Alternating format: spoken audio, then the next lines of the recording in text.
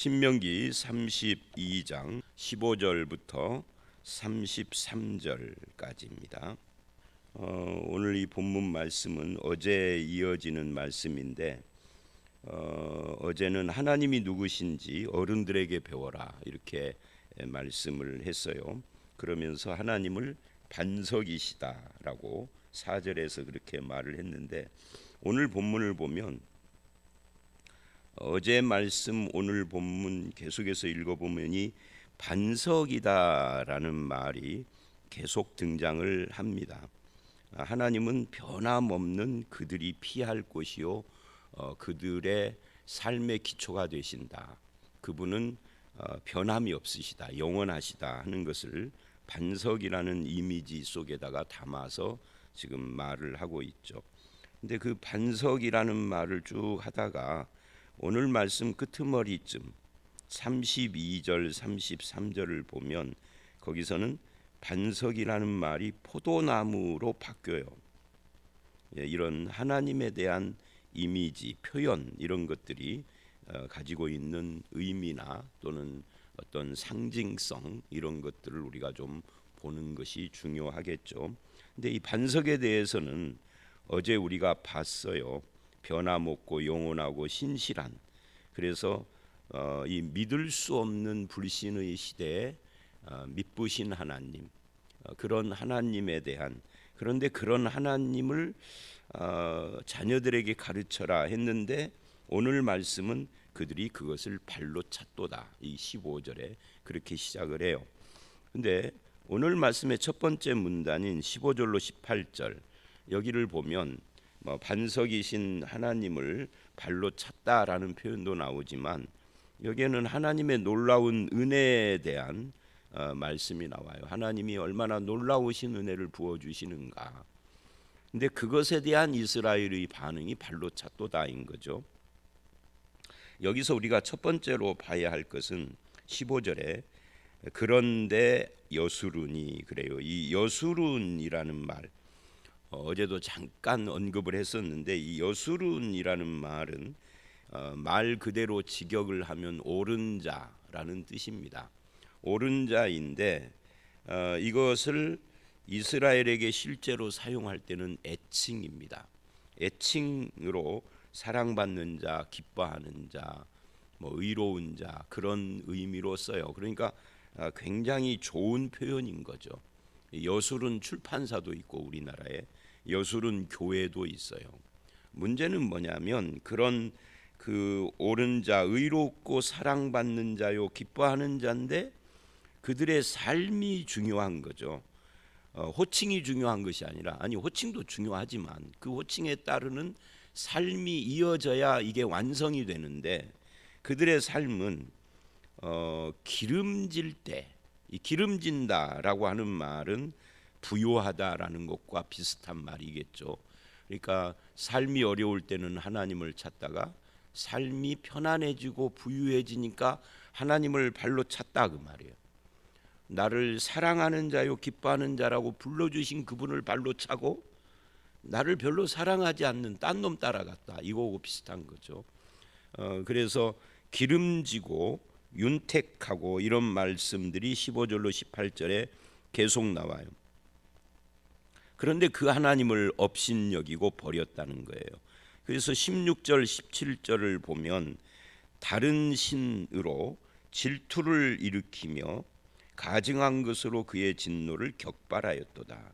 그러니까 반석이신 하나님, 나를 여수룬이라 부르는 그분을 발로 차니까 하나님께서 질투를 일으키고 진노를 하셨는데, 이거는 누가 일으킨 거냐면 그들이 일으킨 거다 하는 이야기예요. 그러니까 자기들이 하나님의 진노를 자초했다. 그러면서 구체적으로 그들은 하나님이 아닌 귀신들에게 제사를 했는데, 그 귀신들은, 이 귀신이라는 개념이 한국 사람들하고 달라요. 한국 사람들은 귀신을 뭐라고 생각을 하죠? 죽은 조상의 영혼이라고 그래요. 그러니까 한국 사람들의 귀신과는 훨씬 불합리해요. 왜 불합리하냐면 살아서 부모가 죽으면 자손을 해친다라는 것이 말이 안 되는 거예요. 우리 기독교는 그런 귀신을 믿지 않습니다. 죽은 조상 구천을 떠도는 영혼 이런 것 자체를 안 믿어요. 왜?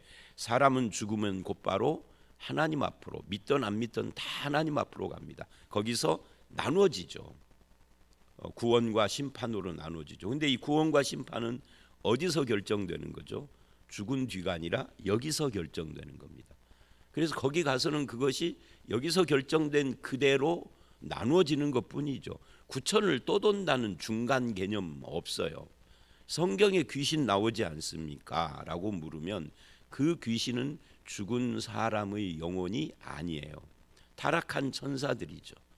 사탄의 졸개들이라고 그렇게 부르죠. 그런 것들은 있죠. 그러나 조상에게 제사해서 귀신을 달래고 하는 건 없습니다. 여러분, 못돼 먹은 부모나 죽은 뒤에도 자식한테 해롭게 하고 뭐 제사밥 1년에 한 번, 그것도 꼴랑 365일 중에 하루 잘 차렸니 안 차렸니, 또 설령 귀신이 됐다 해도 위가 있겠습니까? 음식을 먹게. 하여튼 그런 귀신이 아니에요. 여기서 말하는 귀신은 말하자면 일종의 타종교가 말하는 그 신들을 말하는 거예요.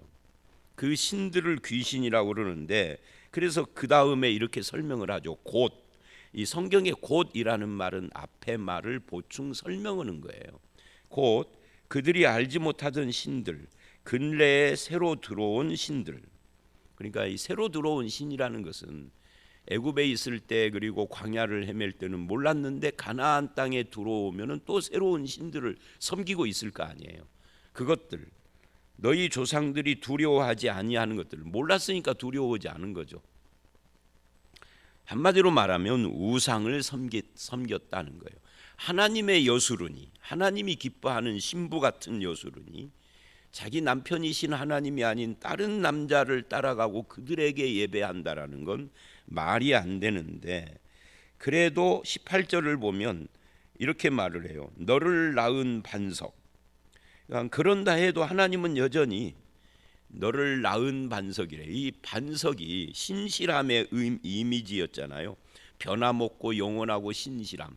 근데 그것이 여기서는 너를 낳은 그래요. 낳은. 여기서 낳았다라는 말은 창조라는 의미도 있지만 그런 것보다는 애굽에서 출애굽시키는 것이 구약의 구원의 모형이잖아요. 그러니까 구원이라는 것을 신약이나 또는 뭐 구약에서는 그걸 뭐 구체적으로 표현을 않지만 신약으로 가면 이 구원을 여러 가지로 표현을 하는데 그 중에 하나가 새 창조예요. 그러니까 이스라엘은 말하자면 애굽에서 종노릇 하던 거기서 건짐 받을 때 새롭게 창조된 것과 같은데 그것을 낳았다 그러는 겁니다. 뭐 다른 이 구약의 다른 성경에서는 그것을 결혼이라고 표현을 해요. 처녀, 이 신명기에서도 앞에 우리가 그런 거 봤잖아요. 처녀였던 너와 결혼을 했다. 그것도 구원을 이미지화한 거예요. 여기서 반석이 나를 낳았다라고 할 때도 그런 이미지화한 거죠. 신실하신 하나님이 나를 낳았는데 너는 불신실하다는 거죠.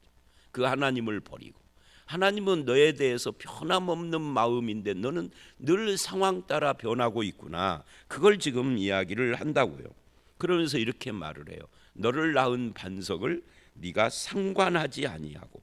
이 상관이라는 말 구약 성경에 자주 나오는 표현 중에 하나죠. 이 상관이라는 것은 깊은 관계로 암, 이게 구원을 말하는 거예요. 그래서 신약에 오면은 이 상관, 지식이라는 말인데 신약에서는 기노스코고 구약에서는 야다예요. 근데 이 상관은 남자와 여자가 결혼해서 서로를 깊이 아는 것과 같이 하나님과 깊은 관계 속에 있는 상태, 이걸 말하는 건데, 나는 너를 모른다라고 여수론이고 반석이 낳은 그 자녀인 이스라엘이 하나님을 그렇게 취급을 했다는 거죠. 발로 찰 뿐만 아니라 나는 당신을 몰라 하고 바알에게 가고 하나님을 부정해버리고 다른 귀신 신들을 가서 제사를 하고 그런 행위를 지금 말하는 겁니다. 그 신약에 예수님을 만난 귀신 들린 자가 그 사람 속에 있는 귀신이 예수님을 하나님, 지극히 높은 하나님의 아들 예수요, 아직 제자들도 예수님을 선생으로만 알고 하나님의 아들이라고 고백을 않는 상황에서 귀신은 예수님이 누군지를 정확하게 말을 해요.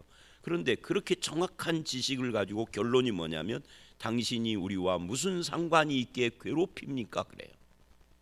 그것을 야고보서 2장에서는 믿음인데 행함 없는 죽은 믿음이라고 표현을 한 겁니다. 그 믿음, 성경이 말하는 믿음, 그건 지식을 말하는 게 아니라 지식의 차원을 넘어서서 믿음의 대상이신 예수 그리스도와 우리가 깊은 관계 속에 들어가서 그걸 인정하는 거잖아요. 근데 여기서는 상관하지 아니하고 부정했다는 거예요. 여수른이라 부르는 그 아버지, 남편 같으신 분, 나를 낳은 반석, 그걸 부정했다. 그러니까 여러분의 자녀가, 여러분이 그 자녀를 낳았는데 여러분을 어느 날 부정하고 당신은 내 아버지도 아니고 어머니도 아니다 라고 선언을 하면 억장이 무너질 거 아닙니까? 하나님의 마음이 그거예요 지금. 그러면서 너를 내신, 반석에서 낳은 반석이나 내신, 이건 다 똑같은 겁니다. 낳았다라는 말이죠. 창조했다 그 말이에요. 구원이죠. 를 하나님을 잊었도다. 이것이 불순종, 이게 불신앙인 거죠. 그러니까 놀라운 하나님의 은혜에 대한 이스라엘의 반응. 그래서 15절을 다시 보면 그런데라고 한 거예요. 어제 말씀에서 그렇게 네 자녀들에게 이 하나님이 반석이심을 가르쳐라 그랬는데 그렇게 가르쳐라 해놓고 그런데 그들이 다른 신으로 나를 질투를 일으키고 진노를 일으키고 여소른인데 발로 찾고 낳은 반석을 부정하고 하나님을 잊었도다. 이렇게 이야기를 지금 한 겁니다. 그래서 이제 19절서부터 25절은 그것에 대한 하나님의 대응입니다. 우리가 오늘 본문은 33절까지지만 43절까지 쭉 읽어보면 가장 많이 나오는 말 중에 하나가 약 32번이나 그들이라는 표현이 반복이 돼요. 그러니까 하나님을 잊어버린 그들에 대한 이야기를 하고 있는 거죠. 근데 그들에 대해서 하나님은 어떤 대응을 하느냐? 거기 19절을 보면 그러므로, 이제 그러므로가 이제 앞에를 이어서 하나님의 반응입니다. 하나님께서 보시고 미워하셨으나, 그래요. 미움이죠. 그 자녀가 그를 경노한 까닭이로다. 그러니까 하나님이 그들을 미워한 이유는 그 자녀인 이스라엘이, 그러니까 성경을 읽다 보면 하나님과 이스라엘의 관계를 한 문단 안에서도 여러 가지로 말을 하는 겁니다.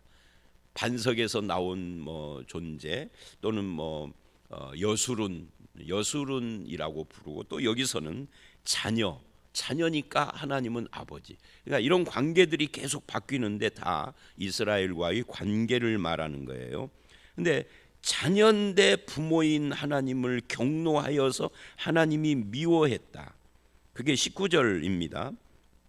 아버지로서의 자녀에 대한 관점을 이야기를 하고 있는 거예요. 20절, 그가 말씀하시기를 내가 내 얼굴을 그들에게서 숨겨. 그래서 하나님이 숨은 신처럼 됐다는 거죠. 이게 악순환이에요. 그러니까 믿음 없는 사람에게는 하나님이 숨어 있는 신처럼 느껴져요. 믿음 있는 사람에게는 하나님은 절대 숨어 있는 신이 아닌 거죠. 늘 나와 함께 있는 신이고, 그리고 나에게 무엇인가를 주고 있는 신이고, 나를 지켜주시는 분이에요. 근데 믿음이 없으면 교회에 앉아 있어도 하나님은 막연한 신인 거예요. 그래서 숨겨 그들의 종말이 어떠함을 보리니 그들은 심히 패역한 세대요 진실이 없는 자녀이미로다. 이 재미있는 것은 이렇게 저들에 대한 이야기를 안 좋게 말을 하면서도 끝까지 자녀라고 해요. 자녀는 자녀다 이렇게 지금 이야기를 하는 것, 참 이건 우리 입장에서 보면은 은혜이죠. 그리고 21절을 보면 여기에 질투, 진노 이런 이야기들을 해요. 그들이라는 말을 또 하죠. 하나님이 아닌 것으로 내 질투를 일으키며 허무한 것으로 내 진노를, 아닌 것, 허무한 것, 이거 다 우상을 말하는 겁니다. 하나님이 볼 때의 우상은 하나님도 아니고 즉 신이 아니다 그 말이에요. 그리고 허무한 거다. 오늘날 현대 사회의 우상도 똑같아요. 모든 우상은 허무한 것이고 신이 아닌 거예요. 거짓인 거죠. 그래서 허무한 것으로 진노를 일으켰으니 나도 백성 아닌 자들로 그들에게 시기가 나게 하며 어리석은 민족으로 그들의 분노를 일으키리로다. 그러니까 그 방법을 구체적으로 지금 말은 않지만 내 백성이 아닌 자들을 일으켜서 이스라엘을 치시겠다, 그런 이야기예요.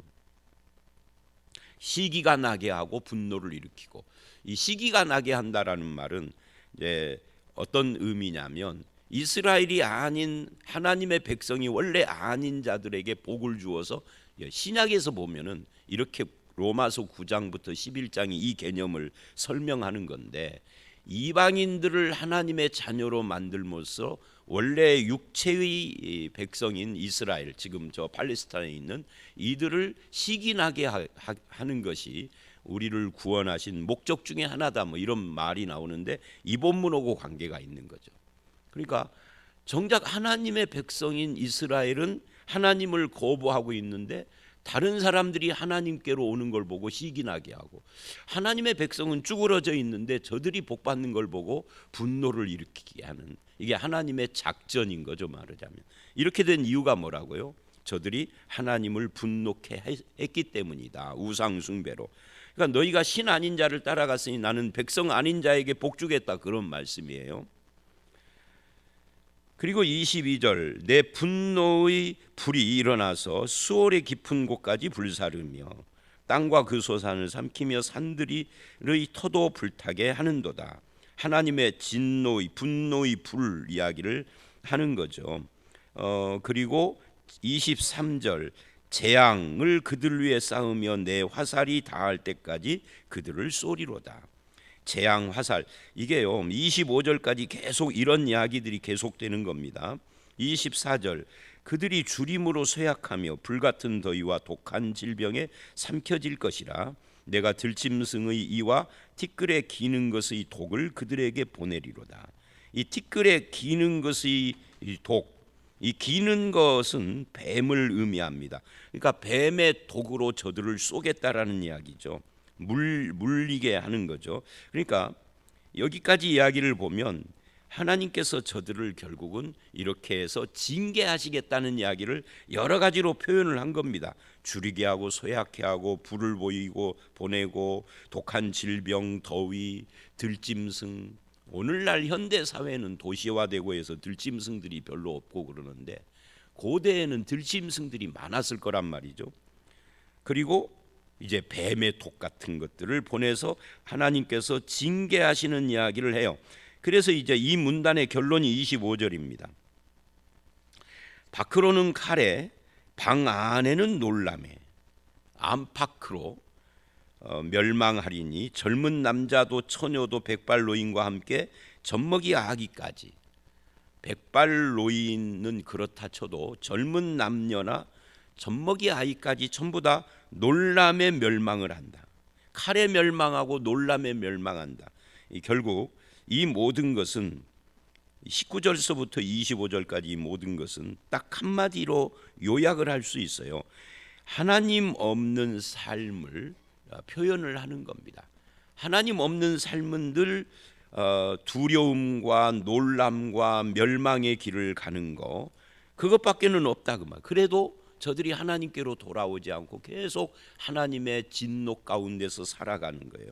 하나님이 저들을 이렇게 징계하는 까닭을 모르고 있는 거죠. 우리는 우리를 돌아봐야 합니다. 우리가 예수를 믿고 기독교인인데 내 삶의 현장, 주일날 교회 왔을 때나 새벽에 기도하러 왔을 때 말고 이런 예배 시간 이외에 하나님 있는 삶을 사는가?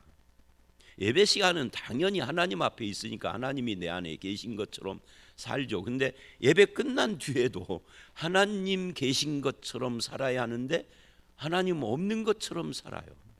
그게 이제 우리의 약점이고 잘못이고 항상 평생 고민해야 할 문제죠. 이거는 목사라고 해도 예외는 아니에요. 목사는 조금 더 하나님을 생각하는 시간이 좀 더 많이 있겠지만 그걸 잘 보면 그게 믿음인가 아니면 종교적인가.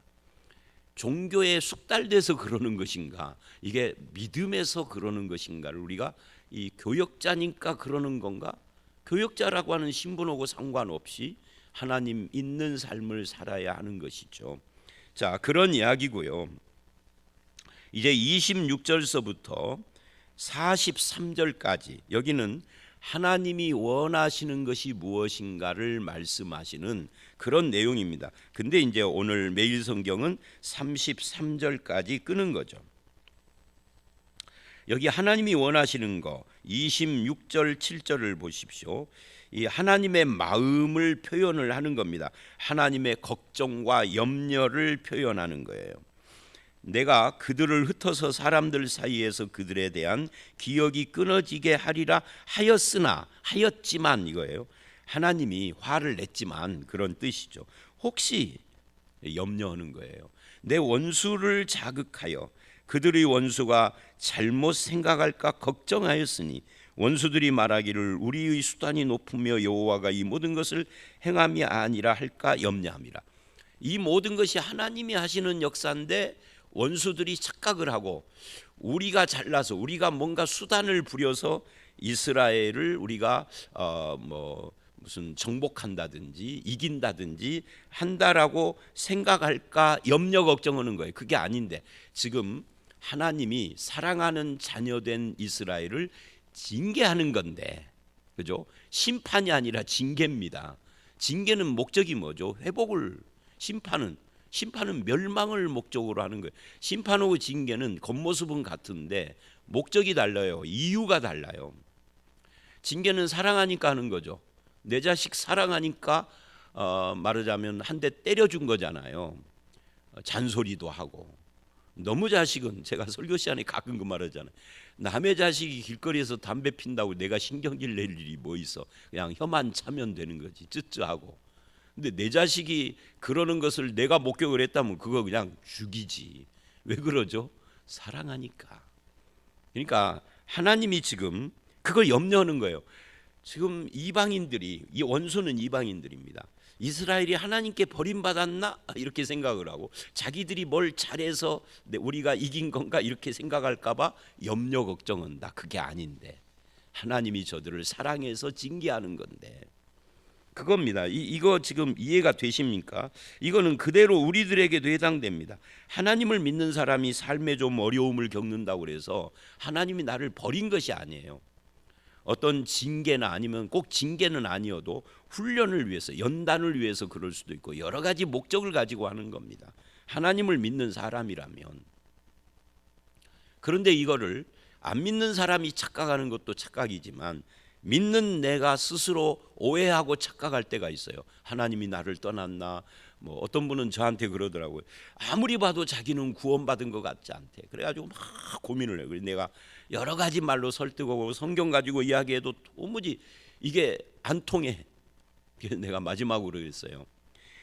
그 구원 문제 때문에 그렇게 당신처럼 걱정하는 것은 구원받은 사람이다.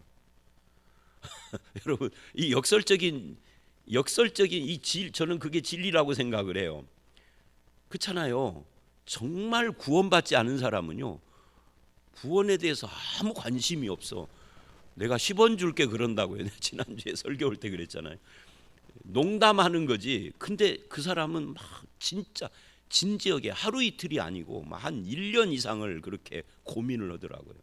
지금은 다 해결돼서 예수를 잘 믿는데 우리 교인이 아니에요. 다른 교회 교인인데 그래서 당신 그렇게 구원 가지고 나한테 전화 오면 맨 그거 가지고 한 번 전화 오면은 막 20분 30분을 그 이야기만 하는 거예요. 그래서 성경 가지고 이야기를 해도 또 도루묵이고 이해가 안 돼서 그런 거겠죠.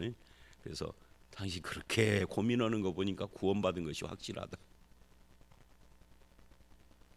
느낌을 의지하지 말아라 그렇게 이야기해서 지금 만나보면은 예수를 진짜 잘 믿고 있더라고요. 자, 그러니까 이게 하나님의 징계다 그런 이야기입니다. 28절 이하를 보십시오. 28, 9절. 그런데 그들은 모략이 없는 민족이라. 여기서 모략, 신천지는 이 모략을 가지고 엉뚱하게 써먹어요. 모략은 거짓말이다. 그래서 거짓말을 해도 정당하다 해서 거짓말 전도를 많이 하는 거죠. 신천지가 저렇게 부흥한 건 이 모략 전도 때문이에요. 여기서 모략은 지혜를 말하는 겁니다. 그래서 그 다음에 이러죠. 그들 중에 분별력이 없도다. 모략과 분별력은 같은 거고요. 29절 만일 그들이 지혜가 있어. 이 지혜, 모략, 분별, 지혜, 여러분 이해가 돼서요? 이 같은 의미를 가진, 아니 단어 자체가 같다는 것이 아니라 이 문단에서, 이 문장에서 같은 의미로 사용했다 그 말입니다. 그러니까 한마디로 말하면 이스라엘은 지혜가 없어 분별을 못한다. 하나님께서 자기들을 얼마나 사랑하시는지를 잘 모른다. 이것을 깨달았다면 자기들의 이렇게 사는 삶의 종말을 알고 분별을 해서 회개했을 텐데 지혜가 없다. 이렇게 하나님의 뭐예요? 안타까움을 이야기를 하고 있는 겁니다. 하나님의 뜻과 마음을 알고 이해하는 지혜와 분별력이 없으니 이렇게 우상숭배로 빠져서 하나님을 안타깝게 만들고 있다 하는 거예요. 그러면서 30절에 그들의 반석이 또 나오죠. 이 30절에도 나오고 31절에도 나오고 반석이라는 말이 계속 나와요. 이 반석이라는 말을 하는 것을 보면 우리는 벌써 눈치챌 수 있죠. 너희들이 그렇게 지혜 없는 놈이고 분별이 없는 놈들이어서 하나님의 징계를 받고, 그런데 나는 아직 안 변했거든, 이 말이에요. 하나님은 그래도 안 변했다는 거, 신실하, 너희를 사랑하는 것 그대로다라는 이야기예요. 반석이 그들을 팔지 아니하였고, 바로 이거죠. 너는 구원을 하나님께서 뺏어버린 것처럼 느끼는데 나는 너를 팔지 않았어. 여전히 너는 내 거야. 나는 반석이야 그런다. 여호와께서 그들을 내주지 아니하였더라면 어찌하여, 여기서 팔고 내주지 않았다 이 말은 뭐예요? 원수들에게 하나님께서 허용했다는 거예요. 허용을 했으니 너희들이 이스라엘을 이겨먹은 거지. 내가 이스라엘을 침범하도록 허용을 안 했으면 이런 일도 안 일어나. 그러니까 하나님은 여전히 반석으로 그들을 실제로는 팔거나 내준 것이 아닌 거죠. 잠시 징계 차원에서. 어찌하여 하나가 천을 쫓으며 둘이 만을 도망가게 하였으리요. 그러니까 한 명이 1000명을 이길 수 없는데, 그런데 한 명이 1000명을 이긴 것 같다 그 말이에요. 여기서 천은 누구죠? 천과 만은 이스라엘을 말하고, 그리고 하나와 둘은 이방인을 말하는 원수. 근데 원수가 하나 같은데 하나님의 백성 천을 이긴 것은 하나님이 잠시 놓아줬기 때문에 그렇다라는 거예요. 결국 하나님 문제인 거죠. 진실로 그들의 반석이 우리의 반석과 같지 아니하니, 여기서 그들의 반석은 누구예요? 이방인들. 이방인들이 의지하는 반석은 우리 하나님 백성의 반석이신 하나님과 같지 않다. 그래서 우리의 원수들이 스스로 판단하도다. 이는 그들의 포도나무는 소돔의 포도나무요 고모라 밭의 소산이라. 그들의 포도는 독이 든 포도니 그 송이는 쓰며, 그들의 포도주는 뱀의 독이요 독이 든 그런 거 맹독이다 이렇게 말을 하는데, 포도나무이신 하나님에 대한 이야기를 하려고 이제 포도나무가 등장을 한 거죠.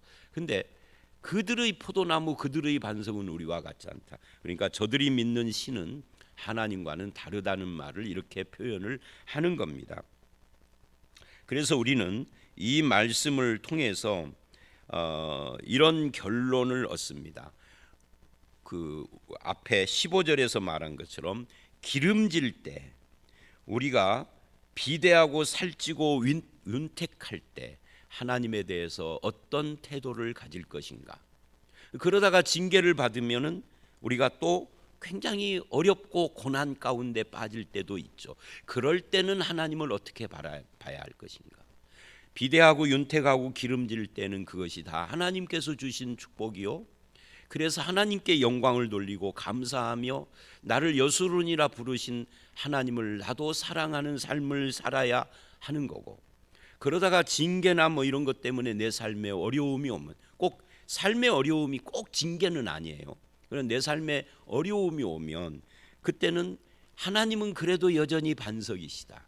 여전히 변함없이 나의 주 나의 하나님이시다. 이것에 흔들리지 않아야 된다. 이게 오늘 본문의 결론이라고 말할 수 있습니다. 저와 여러분의 삶이 여수른다운 삶, 참된 반석을 모신 그런 성도의 삶을 살아가는 저와 여러분들이 다 되시기를 주의 이름으로 축원합니다. 함께 기도하겠습니다. 하나님, 우리를 여수른 사랑하는 자 기뻐하는 자라고 불러주시지만 우리는 윤택하고 기름지고 비대해질수록 하나님을 잊어버릴 때가 많습니다.